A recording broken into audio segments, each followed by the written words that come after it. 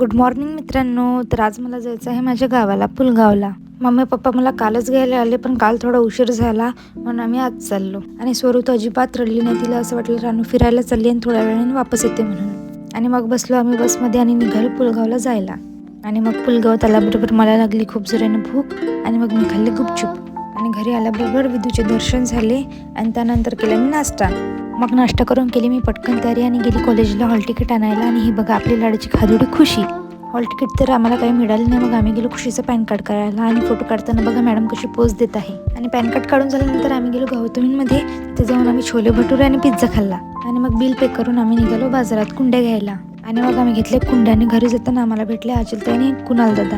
आणि आचलताई आणि कुणाल दादा हे आमचे फ्रेंड्स. मग आम्ही आचलताईला आचलताईच्या बर्थडेची पार्टी मागितली. मग ती आम्हाला घेऊन गेली बालाजीमध्ये. आणि आचलताई आणि कुणाल दादा गेली आपापल्या घरी आणि मी गेली खुशीला माझ्या घरी घेऊन.